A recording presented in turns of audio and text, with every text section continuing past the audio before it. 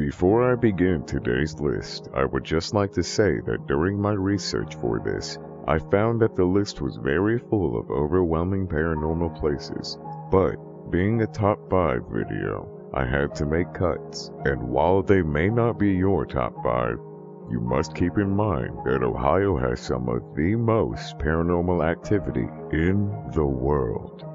So this list was very difficult to narrow down, and I absolutely plan to revisit the state in the future if the support is there. But enough about that for now. As always, enjoy. Hello everyone, my name is Pyfer, and today we'll take a look at the 5 most haunted places in Ohio. Number 5. Satan's Hollow. Tucked away behind the Ohio woods exists Satan's Hollow, a storm drain that supposedly serves as a gathering spot for devil worshippers. And it's one of the best known but least seen urban legends around the area. A group of Satanists supposedly used to meet there in some type of altar room and conduct their rituals. They must have been pretty good, because the legend claims they've managed to open a doorway to hell. And while it may simply sound like a local folklore, some insist it's not, as many claim they've heard screams from the inside of the tunnels at night, and others say they've seen things that can't be explained. Rumors even persist that a demon known as the Shadow Man guards the portal to hell. He is some kind of hall monitor from hell, left here by Satan to guard these tunnels. The Shadow Man is said to appear in a form of a human, only completely blacked out, hence his name. There are many spotted arrows drawn inside the tunnel directing trespassers to an area in the back. Inside are graffiti-covered walls and painted signs that read, "This way to God's chamber, Badlands, and 666.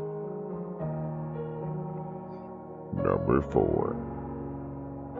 Cincinnati Music Hall. The Music Hall is one of Cincinnati's most iconic buildings and was designated a National Historic Landmark in 1975. It's also well known to paranormal enthusiasts as one of the Cincinnati's most active sites, with stories dating from the early 1800s. Stories of ghosts in the music hall are legendary. Groups that specialize in the paranormal often visit the music hall to try to determine the presence of otherworldly figures. Whether you believe in them or not, the experiences are real and involve individuals who are not prone to making things up, either to get attention or to deliberately mislead. Throughout its history, excavations in and around the music hall have yielded human bones. In fact, a map from the 1830s shows that the south part of the structure was built over a potter's field. It was believed to be these souls and spirits that wander the music hall, upon occasion making their presence known. Longtime employees of the organization based in the music hall testify to being in the presence of ghosts on multiple occasions. Cincinnati Opera CEO and General Director Patricia Beggs spent many nights at the music hall during opera season and says she too has felt their presence. She related an experience a fellow opera employee had in the 1990s. One of our employees came down here one day during our season and we were left here in the dark, and he brought his little 3-year-old son Charlie with him. They went out on stage and Charlie was enjoying pretending like he was performing, and all of a sudden he looked over and said, "Daddy, who's that man in the box?" That was then Cincinnati Symphony Orchestra music director Jesus Lopez Cabos's box, which is box 9, and his father Tom said, "There's nothing in the box, Charlie." "Yes, there is," He's waving at me right now. And so with that, they packed up and left very quickly. Number 3. Prospect Place. As the laborers were being hired and ground was being cleared for the mansion, Adams built a small, 2-story frame house near the Adams warehouse in Drenson, where he and his family could live until the new house was completed. From here, he and his family often journeyed out toward Trinway to watch as their great brick structure rose a towering 3 stories from the cupola as a crown. Another wing was added, which rose 2 stories, and another wing was added to the north, almost an entirely separate house for the servants. The roof was covered in copper panels, and ornate woodwork was added to the roofline and then painted with bright colors. By the summer of 1856, the house was nearly completed. Then, on the night before the family was due to move in, the amazing house caught fire and burned to the ground. A bucket brigade of neighbors and volunteers from the surrounding community hurried to the house, but they arrived too late and were unable to close the inferno. There was no immediate explanation for what had happened, but local rumor had it that the house had been set fire by an elderly Native American woman who lived nearby. She had a fearsome reputation in the community, and most referred to her simply as Satan. She had been angry with George Adams when he purchased the land to build the house because it contained a number of burial grounds. She had reportedly threatened that terrible things would happen if the land was disturbed, and many saw the fire as a result of her warnings. However, there was a more likely explanation for the fire. According to most stories, the fire was actually set by a bricklayer who had been hired for the project named George Blackburn. He was a drunkard and a thief who also worked as a bricklayer around Drenson. Allegedly, while drunk one night, he had bragged to someone that he had set the Adams house on fire so that he could generate more work for himself. Since Adams was so well liked in the community, word of this quickly reached him and he had Blackburn arrested. The bricklayer was tried and found guilty and sent to the penitentiary in Columbus as punishment. Ironically though, Blackburn had been hired to help build the prison and knew his way around the place. He promptly escaped. His days were numbered though when he returned to Muskin County. One night, while attempting to rob the house of a local farmer, his head was split open by the homeowner's axe. There are many other stories and tales around this place of horror that even I cannot begin to dabble in. Yet. Number 2. Upon its opening in 1890, the prison was an intermediate penitentiary, a facility where first-time offenders who were too violent for industrial schools could serve their time. Inmates were taught basic trades for release and reintegration into society. However, as prison populations swelled in the 20th century, the Reformatory was forced to accept inmates convicted of serious or more violent crimes. By the 1960s, the Reformatory was getting crowded, and overpopulation breeds conflict and disease. At times, guards were even forced to double the occupancy in death row cells, which in at least one instance resulted in an inmate's death. During morning checks, guards noticed a prisoner missing from one of its cells. Upon inspection, the prisoner's body was found broken and stuffed beneath the bunk. Instances like this forced Ohio State Reformatory to close its doors in 1972.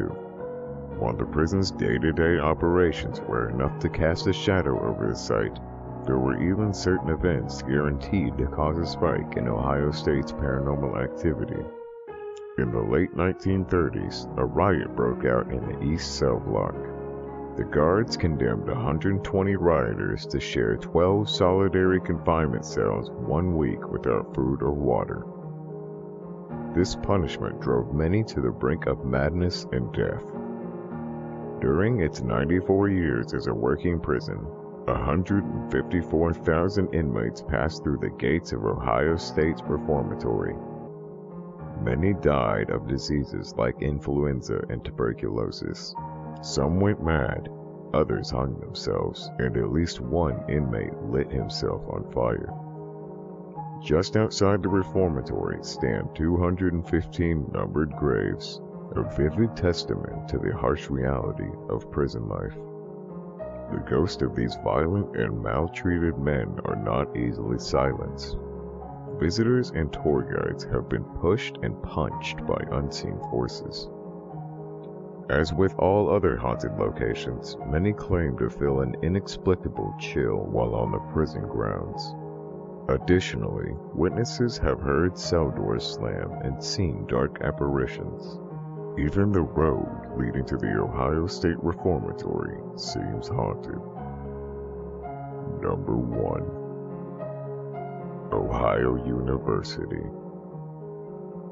Ohio University is one of, if not the number 1 most haunted university in the United States. Ohio University was established in 1804. A few years after Ohio University was established, a mental hospital called the Athens Lunatic Asylum, now known as the Ridges, was built right beside Ohio University in 1874 and was in operation until 1993. There are 2 or 3 cemeteries at different places at the Ridges. There is one cemetery that stands out in particular.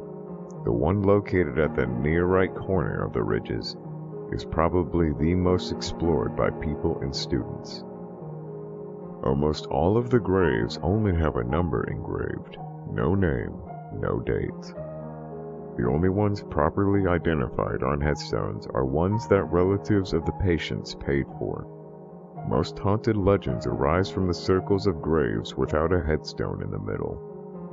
Legends say that this is where witches would perform seances, but Ohio University's official claim is that it was caused by vandalism.